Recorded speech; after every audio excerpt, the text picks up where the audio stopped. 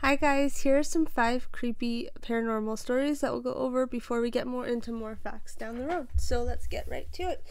Okay. So number 1 is called Little Hands. I've never lived in a haunted house, but my mother died as a teen. So other houses on her street had strange things going on too. A few homes away from her lived a family. One night the daughter went to bed with a bad headache. The next day she was dead. She'd passed away from an aneurysm. After her funeral, the family went away to get their minds off of the tragedy, and the father asked my uncle, my mom's brother, to check on their pets. My mom and dad went with him. My mother had heard there was a grand piano and she wanted to play it. My dad was studying to be a veterinarian. After entering the house, my uncle and my father headed to the basement to see the animals, and my mother, who went to the piano on the ground floor. She was playing when she felt something brush her ankles. She thought a cat must have left the basement and walked past her. She kept playing and then she felt it again. She looked under the piano and saw nothing. When she started again, she felt hands clasp her legs tightly. She dashed to the basement, called my uncle and father, and waited for them. Back outside, my uncle could tell my mom was rattled and asked what was wrong. She told him what had happened and he turned white. He told her the daughter who had died used to play a game with her father when he played the piano. She'd crawl underneath, grab his ankles, and push his feet up and down the pedals. Number 2 is the phantom patient. The ambulance company that I used to work for had a haunted ambulance, Rig 12. A lot of EMTs had stories about it, but I never put much stock in paranormal stuff. But that is until I had my own experience with the Rig 12. My partner and I were working in a rural community at 3 a.m. and it was pitch dark and completely quiet. We were both dozing. I was in the driver's seat and she was in the passenger seat. I woke up to a muffled voice, but I thought my partner was talking. I told her I was trying to sleep and closed my eyes. I distinctly heard a male voice say, "Oh my God, am I dying?" Followed by a few seconds of heavy breathing. My partner and I sat up straight and looked back into the patient compartment where it sounded like the voice had come from. Things were quiet for a couple of seconds. Then we heard the click of an oxygen bottle regulator and a hiss, as if it was leaking. I turned on the lights and we ran out to the rig. I thought it was a transient might have climbed in while we were asleep. So we opened the rear doors. No one was there. Checked the oxygen bottle. Neither was open. We didn't sleep much after that. That's creepy. The eerie attic.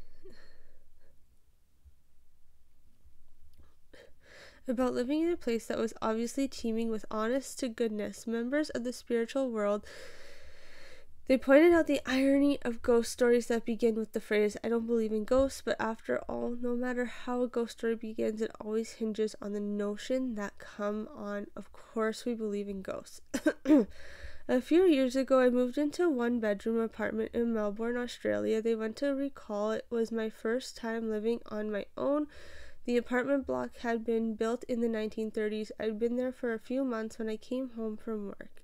One day I went into the bathroom. I saw something strange. A wooden board which had covered a hole in the ceiling that led to a small attic space lay fractured in 2 pieces on the ground. I examined the pieces. The board was an inch thick and it would have taken Bruce Lee to break it. I thought the landlord had sent someone to work on an attic. I was frozen stiff with fear. Someone is up there for sure, I thought. I emailed pictures to the landlord asking if anyone had been there. Her reply read, "Please call me as soon as you are able to." I called and she explained that her last 2 tenants had said the same thing happened. She promised to replace the board and she did. A month later, I woke up one night around 4 a.m. My body was covered in goosebumps. It felt like someone was rubbing his or her hands on me. Everything was silent, but then I heard a dragging sound coming from above my bed.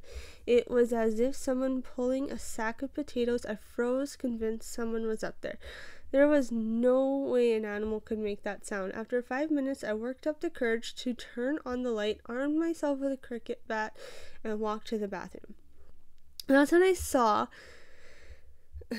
that the new cover, the hole was broken in two. I felt sick. The dragging sound had stopped, but I heard something else. Whispering, the sound was clear and coming from the attic. It sounded like children's voices, and I could hear one sentence repeated over and over. It's your turn, it's your turn. I switched on every light in the apartment to make things feel normal. It was 5 a.m. and dark outside.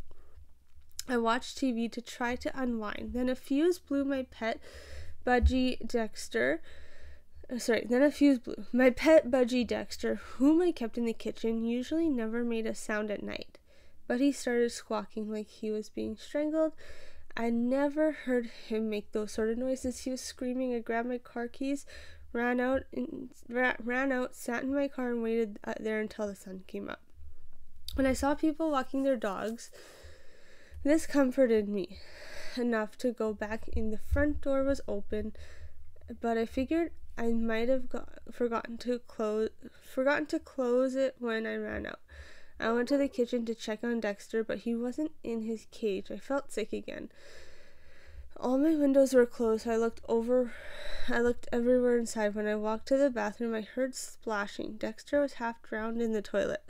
I took him out, washed him, and dried him. I was confused. At 8 a.m., I called the landlord and gave her a watered down version of the night. Oh wow, you heard the whispering too, she said. I stayed in the apartment for another 18 months. I heard the whispering on a few occasions, and twice the board covering the hole in the ceiling moved. Although I live elsewhere now, the landlord recently called. She said that her new tenants had begged to speak with me about some of the stuff that's been going on there. Forget it, it's their problem now. Ooh.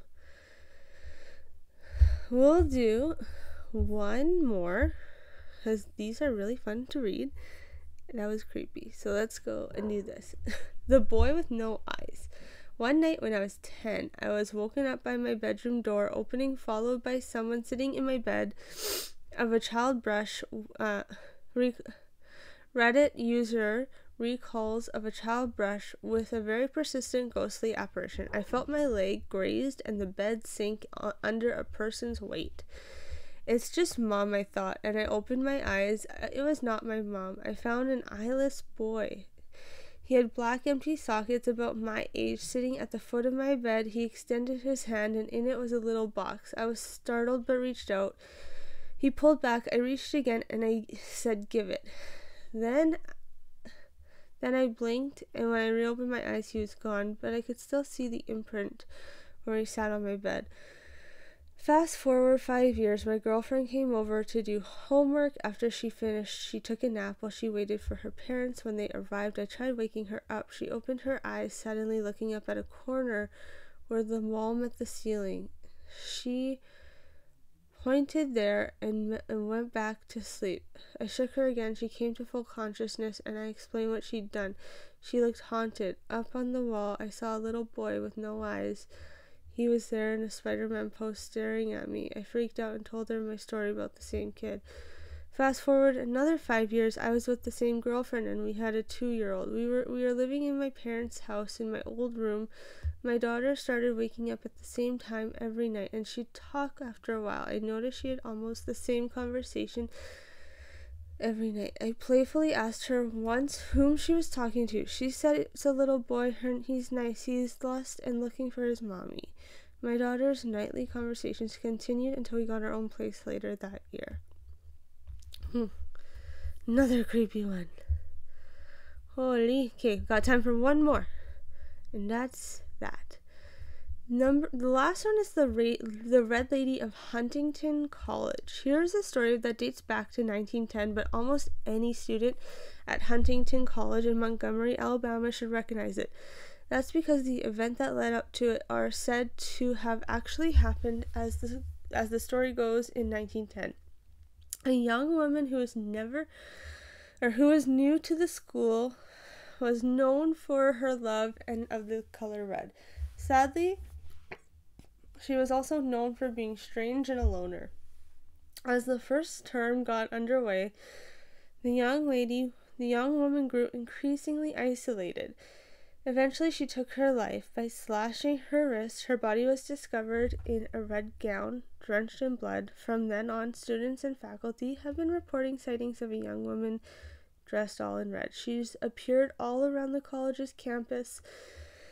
The figure, dwelling in perpetual isolation, is often cited as a reminder of the importance of being kind to one's peers.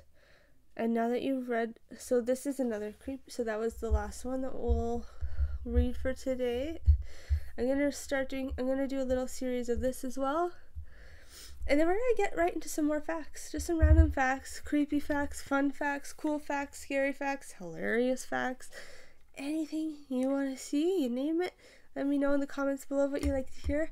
Have an awesome rest of your day. I'll chat soon. Bye now.